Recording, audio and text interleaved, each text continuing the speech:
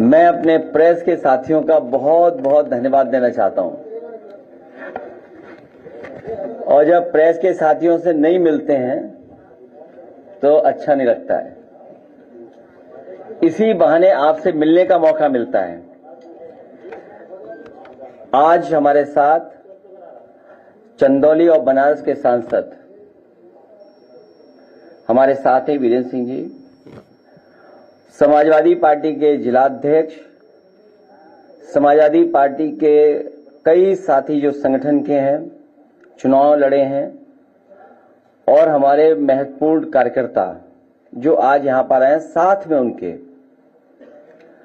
दाल मंडी बहुत ही हिस्टोरिकल जगह रही है। उस बाजार के कुछ व्यापारी साथी आए हैं, लेकिन वो दुख तकलीफ सभी जो व्यापारी हैं उनकी लेकर के आए हैं। जिस तरह से लगातार पिछले कई महीनों से, या यूं कहें कि कई साल से उनके ऊपर सरकार की तरफ से जो सरकार का फैसला, उसकी वजह से संकट आया है। ये कोई हिस्ट्री बचाने का या हेरिटेज को बचाने के लिए योजना नहीं बनी है। बीजेपी के लोगों की तरफ से जो योजना बन रही है, कोई यहां हिस्ट्री बचाने के लिए नहीं है, ना हेरिटेज बचाने के लिए है। ये पॉलिटिकल डिमोलिशन होने जा रहा है। ये पॉलिटिकल अप्रोच है उनकी, और पॉलिटिकल अप्रोच इसलिए है क्योंकि वो चुनाव उस बाजार से या उसके आसपास जीत करके नहीं जा पा रहे हैं। अगर उन्होंने कोई एग्जाम्पलरी काम पहले कोई किया होता, बनारस को क्योटो के बराबर खड़ा करने के लिए, क्योंकि हमने आपने जो तस्वीर या जो विजन देखा, और खुशी तो तब हुई जब ये विजन आया कि हम वाराणसी को क्योटो बनाने जा रहे हैं। क्योटो वो रिलीजियस हेरिटेज सिटी है जापान की, जहां न जाने कितने टूरिस्ट जाते हैं। वहां की सफाई, वहां का पहुंचने का जो इंतजाम है, वहां की पार्किंग, वहां की फैसिलिटीज, वहां की और जो एमिनिटीज होती हैं, वो वर्ल्ड क्लास ही नहीं, वर्ल्ड क्लास से ऊपर के स्टैंडर्ड की हैं। तो जब ये बात कही गई कि वाराणसी को क्योटो बनाया जाएगा या क्योटो के तर्ज पर उसका विकास होगा, और मुझे याद है हम लोगों को भी भरोसा इसलिए आ गया क्योंकि उस समय के जो प्रधानमंत्री थे उनके साथ हमें भी भोजन करने का, खाना खाने का मौका मिला था, तो भरोसा और बढ़ गया।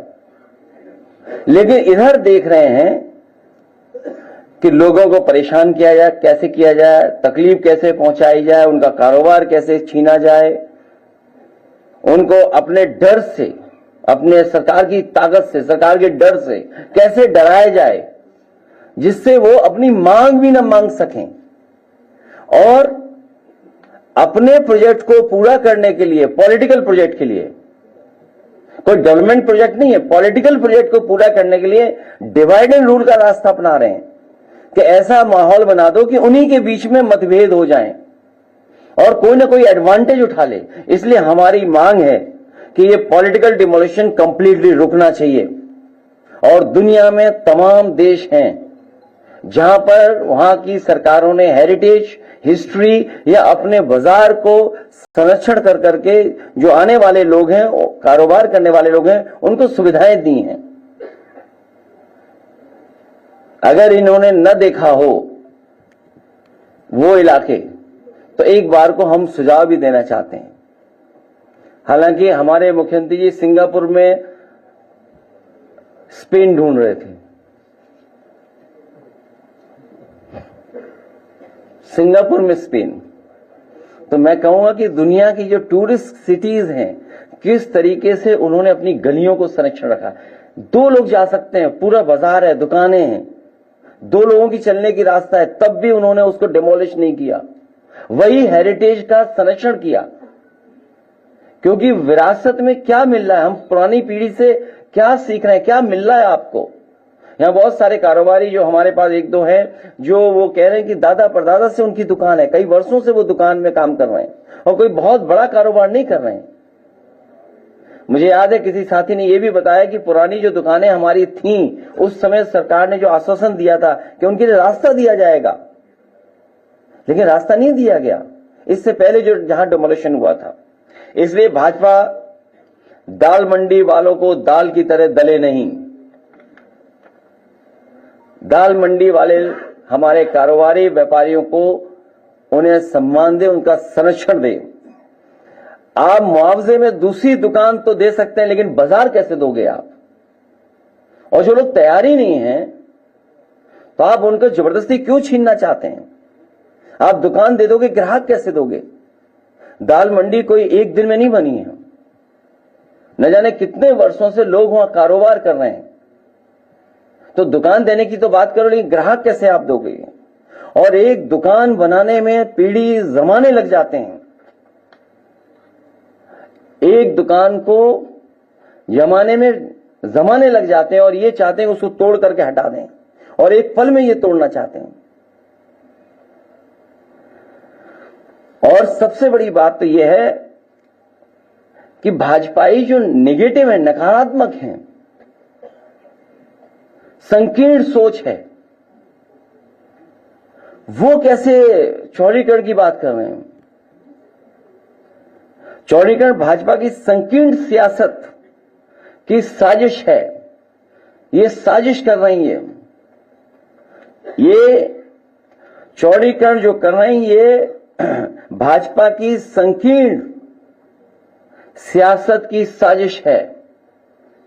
ये एक विरोधाभास भी है, क्योंकि संकीर्ण बहुत नकारात्मक सोच वाले वो चौड़ा करने की बात कर रहे हैं। किसी की जीविका छीनने का अधिकार कब से मिल गया इनको? और भाजपा वाले अपनी ताकत का इजहार करना चाहते हैं अधिकारियों के माध्यम से। ये जो जीत या जो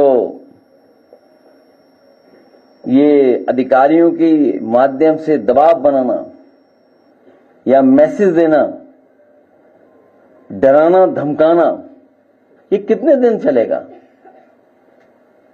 आज हम और आप लोग बैठे हैं तो और दिन कम हो गए हैं। पहले बैठे थे तो न जाने कितने दिन थे, 20-25 दिन और कम हो गए। तो हर दिन कम हो रहा है। और इन्होंने कोई ऐसा एग्जाम्पलरी काम किया हो तो बताएं। समाजवादी सरकार में मॉल बना था लखनऊ में, वो बेच दिया इन्होंने। ये तो बेचने वाले लोग हैं। कहीं ऐसा तो नहीं कि ये बड़े बड़े लोगों से मिलकर के कोई बहुत बड़ी साजिश कर रहे हो। वाराणसी जैसी नदी को साफ रख करके और वाराणसी का ट्रैफिक कैसे कम हो, उसके लिए जो रिवर फ्रंट की तैयारी थी वो भी इन्होंने रोक दी। अब कभी कभी सोचते हैं कि कुछ लोग तस्वीरें चलाते हैं कि वाराणसी नदी पे हम ये डेवलपमेंट करने जा रहे हैं, जबकि जो प्रोजेक्ट उसमें बना था उससे वाराणसी नदी साफ भी हो गई होती, लोगों को आने जाने का रास्ता मिल जाता, पार्किंग की जगह मिल जाती। और मुझे खुशी इस बात की, आज दोबारा बात दोहरा रहा हूं मैं। विधानसभा में मैंने दोहराई थी बात, और लोकसभा में मैंने ये बात कही, कई मौकों पर कहा मैंने कि आज जो मेट्रो जितनी भी चल रही है यूपी में, आपकी लखनऊ की मेट्रो समाजवादी की देन है, कानपुर की मेट्रो समाजवादी की देन है, नोएडा से ग्रेटर नोएडा जोड़ने वाली मेट्रो समाजवादी पार्टी की देन है, नोएडा को दिल्ली से जोड़ने के लिए मेट्रो समाजवादी पार्टी की देन है, आगरा की मेट्रो समाजवादी की देन है। और वहीं क्योंकि प्रधानमंत्री जी की कॉन्स्टिट्यूंसी में भी मेट्रो बन जाए, मेट्रो हो, इसलिए उस समय समाजवादी सरकार में पूरी डीपीआर बना करके और बजट 50 करोड़ दे करके हम लोग गए थे। और अगर समाजवादी सरकार बन गई होती तो वाराणसी में भी मेट्रो होती, और मेट्रो बनने के बाद आपको किसी भी गरीब की दुकान या इस तरह का डेमोलिशन का फैसला नहीं लेना पड़ता। अगर कोई बनारस में रोका है मेट्रो को उस डेवलपमेंट को किसी ने रोका है तो वो भारतीय जनता पार्टी है। जो ये परेशान किया जा रहा है दाल मंडी में, वो केवल अपना वोट सीधा करने के लिए। और अगर इनकी कोई तैयारी होती कि हम दाल मंडी को किस लेवल तक ले जाएंगे डेवलपमेंट, तो कम से कम किसी बड़ी संस्था से इस तरीके से स्टडी कराई होती। हालांकि ये दूसरे शहर की स्टडी है।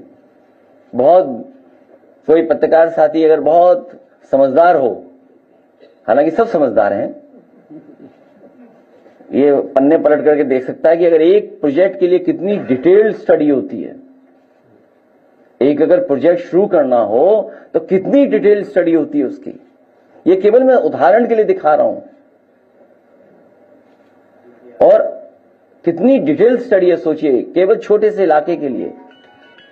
नक्शे हैं, क्या होना है, कैसे होना है, कितना फंड्स क्या है। यहां तो केवल कोई तैयारी नहीं है, बस सड़क चौड़ी करनी है। नहीं, वो इसलिए बुरा लग जाएगा बीजेपी को, इसलिए बताना नहीं चाहता हूं। आपको अलग से दिखा दूंगा। आप केवल उन्हीं के पास भेज देना, लेकिन बताओगे नहीं, बोलोगे नहीं है। लो दीजिए उन्हें, पन्ने पलट के देख लो अगर लगे कि नहीं है, और फिर वापस कर देना किताब। ठीक है, मैं चाहूंगा कुछ